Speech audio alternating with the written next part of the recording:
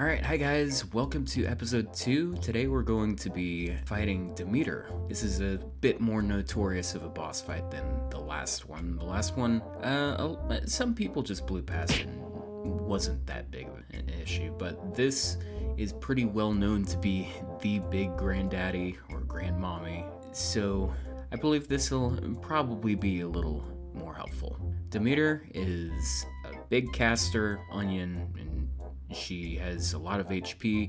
She has some really annoying gimmicks. A lot of you are probably aware.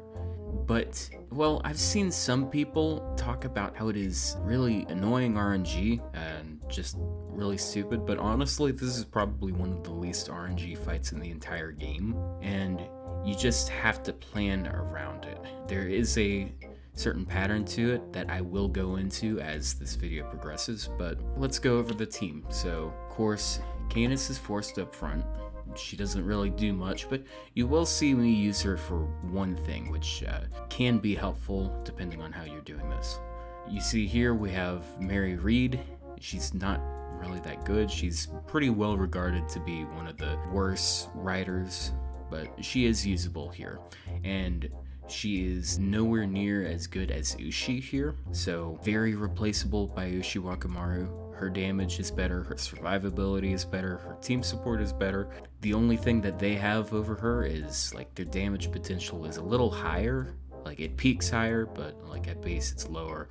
And they also have some crit potential, but they don't really have any way of getting those stars. Then we have Martha here. So you may have watched that video that I released earlier. About a week ago, I released a video that recommended a bunch of options. One of them was Martha, and because of this fight alone. So she has buff removal, which is extremely useful. Now, you might say, okay, well, she's a 4-star, she's in the gacha, I don't have her. And that's fine. We have a low rarity substitute that in some ways is better, some ways worse. It's Alex. He has buff removal on his second skill.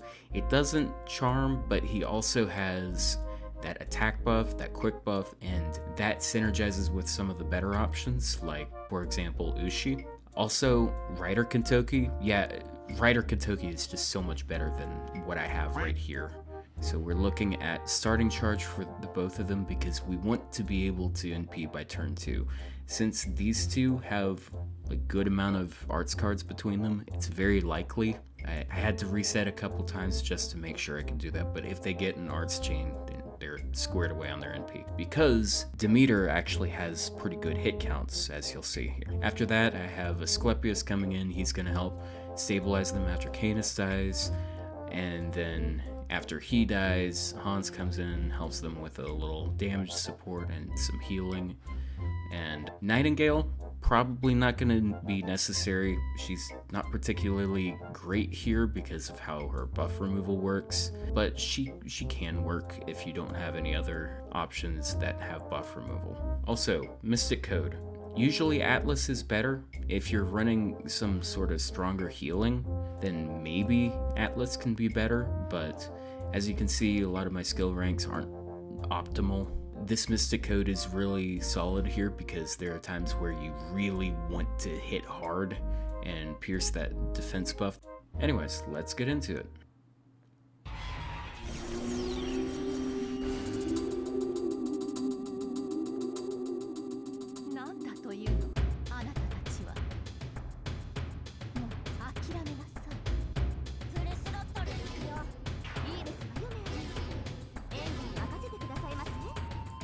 So, starting off, you can see we got a 3-turn defense debuff here. It's pretty substantial. It helps you break the first bar pretty quickly. The HP regen down, later on, it can be obvious how impactful that is. This special attack buff, it's negligible most of the time. It's just increased damage against starred enemies, and not really running any of those, so it should be fine. We did not get that arts chain that I wanted, but we can work with this, so it's not that big of an issue.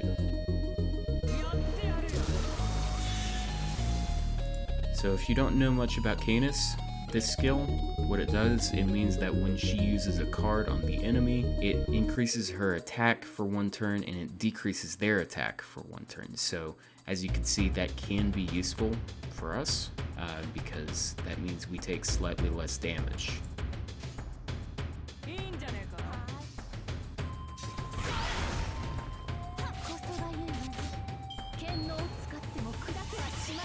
First skill. Alright, so what I was saying about this being very low RNG, she has 3 skills. Just 3 skills. And she uses them in order all the time. This is the first one. It's a 50% defense buff and a 10,000 damage cut.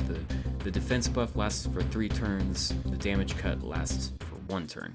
Right now, she has this defense debuff, so it's not as dramatic if you're trying to work around that, but it can be problematic.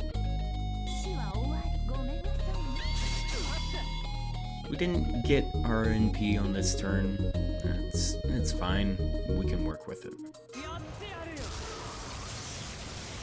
So I'm popping this skill on Canis because if I don't, she dies this turn. That means Asclepius comes in, and that's not a good thing for what we're trying to do.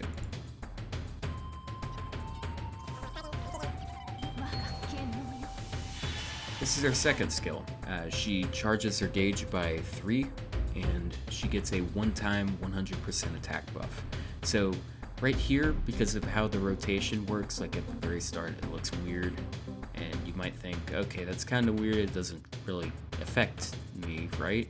Because it doesn't affect her NP. So you'll see here in a minute that it will change. Alright, it is time to do some damage. Let's try to get their health up. So with this first NP, we aren't going to evade, we aren't going to use any sort of hard survival. What we'll be doing will just be face tanking it. So when she doesn't have any sort of damage boosts, it only does about 5,000. It's not that big of an ordeal. If you're using Ushi, well, you'll probably want to break the second turn because she NPs on the third turn, then you could evade the next turn.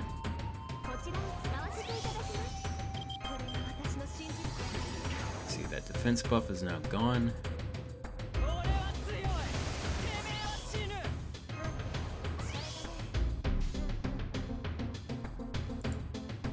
So we do not need any of these other NPs to break. Her own NP is very capable of breaking on its own. I'm using Canis's card there for a little extra Sargent, as well as an attack debuff to let them take a little less damage from the NP.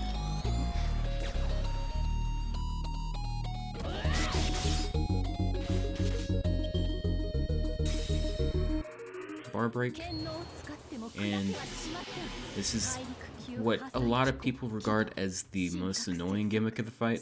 On this bar break, she removes everyone's buffs and she applies 3 buff blocks. So that could be very disruptive if you're not planning around it. Fortunately, we're planning around it. So that removed Canis's guts, which means she's very dead this turn.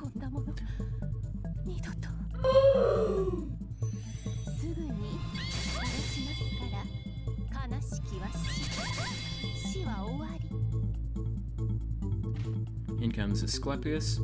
He is going to remove these debuffs, as well as give them a little bit of health to help them stabilize.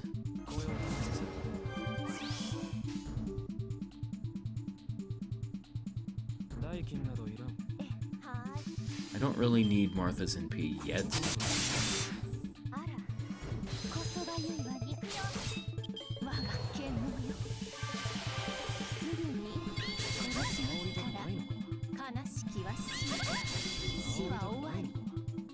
What her third skill does, she removes all her debuffs, she applies 1 debuff immunity, and she heals herself for a pretty nice amount. That nice amount is exactly why this HP debuff is pretty impactful at the start, but unfortunately this wears off after a period of time.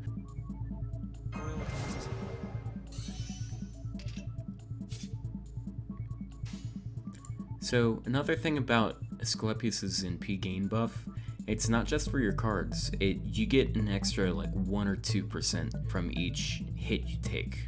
And she always attacks twice after her skills, and each one of those is 3 hits. So you're getting hit 6 times every turn. And 6 times 3%, which is what you usually get, that's 18% every turn. It's pretty good.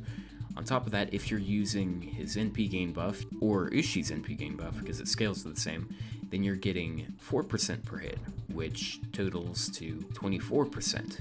So that's a pretty substantial increase. So I'm making sure to use Martha's first, because Martha gives her a defense debuff, which in turn let Mary do some more damage, and it also overcharges Asclepius's NP, so we get a ton of healing.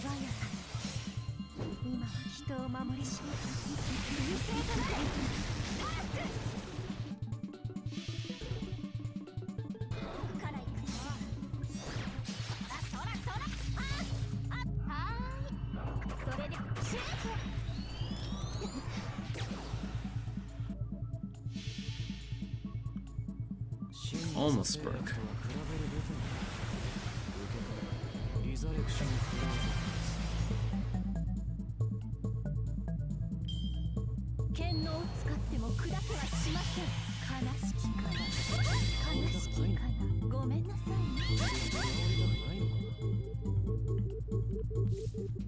So you see, she just used her first skill again. That means next turn she's going to use that NP gauge increase and that attack buff. And if you remember, it's 3 ticks. So it's synced up in such a way where she uses that to quick charge to her NP. Now you might be thinking, wait, that's not how it worked the first time around. Why is it doing this? So when she's maximum gauge, she will not use a skill before her NP. However, if she quick charges to it, she will use a skill before her NP, because, well, I mean, the quick charge is a skill. And on the first turn, she quick charged 1 turn before she had enough for it, so because of that, she got just below enough. And then the next turn, she couldn't use her 3rd skill because she NP'd. And it just synced up in such a way where now she always uses that NP like that. So here I decide I want to keep Asclepius alive a bit longer, because as you can see, I got this nice arts chain. I might be able to get his NP again before he dies.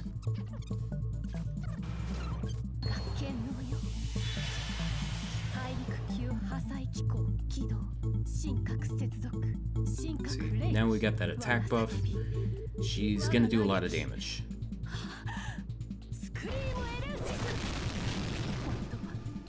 Almost completely one-shotted Mary. Surprisingly, she didn't though.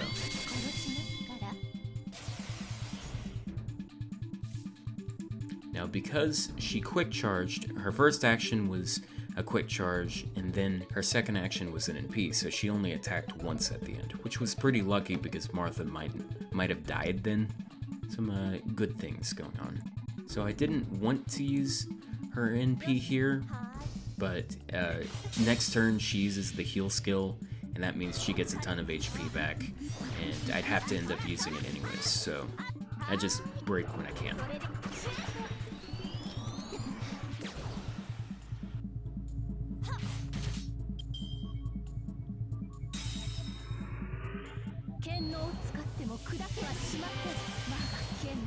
And see, now she has this heal per turn, and she doesn't have that debuff that reduces that healing. So now she's getting 50,000 every 3 turns from that one skill, and then she's getting 20,000 at the end of every turn.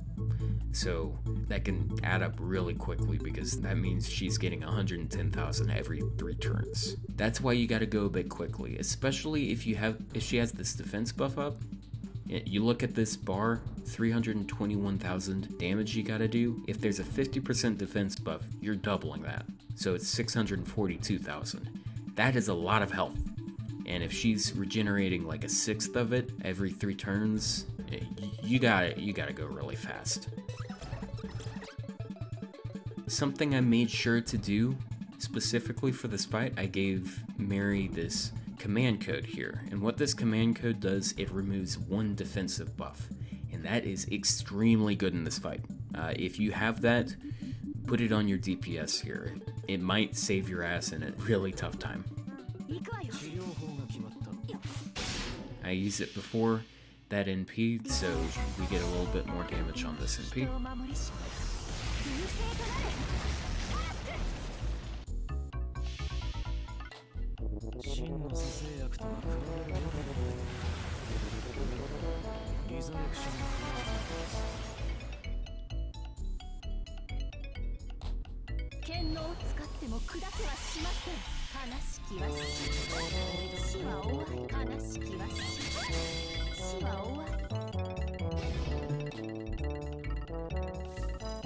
So here's another strange thing that happened here.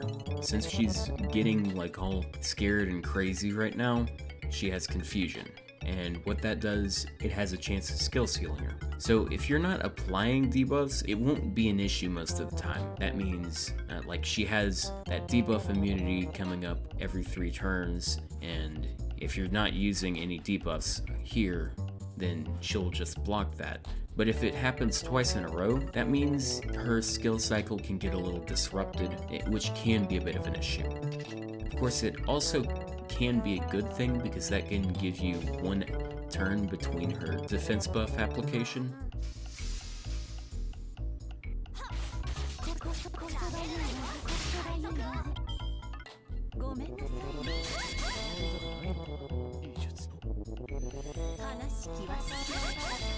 Alright, goodbye Asclepius.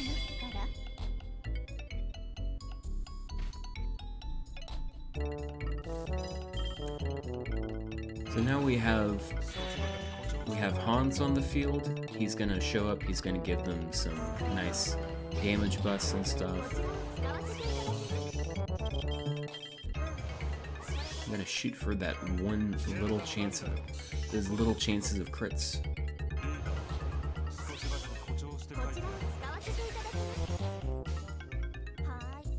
I'm going to save Martha's healing until the next turn because I might be able to use that to stabilize for 1 more turn after the guts goes off.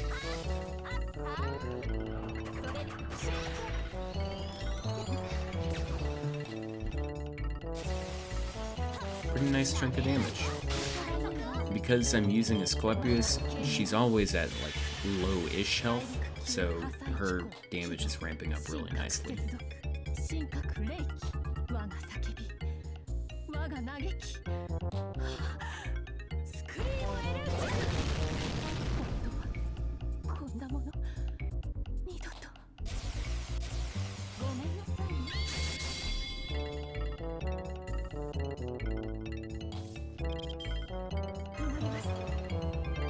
We got a decent amount of health because of this,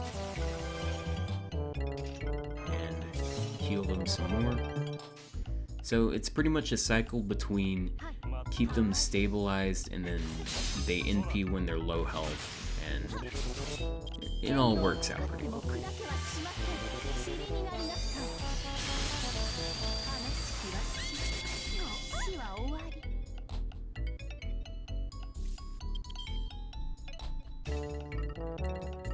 Almost to the finish. We just gotta keep this up, and we're very close.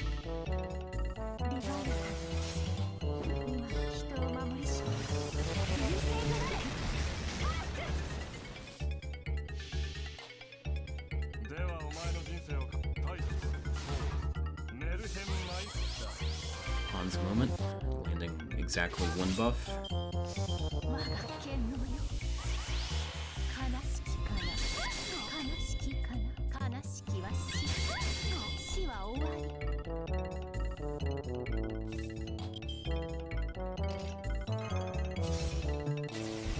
And this is pretty much it. We don't have anything to remove this buff, but we have a 50% attack buff, and that's literally just enough to counteract this.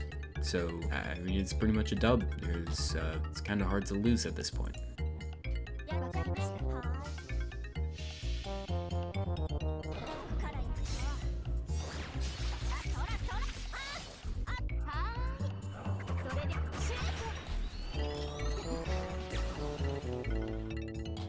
GG.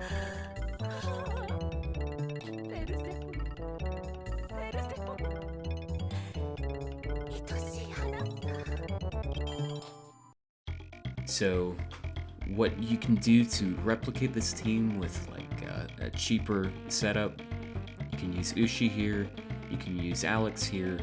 Asclepius would be kind of hard to replace, but I'm assuming that you rolled a little on Gajuna or on Story or something with him.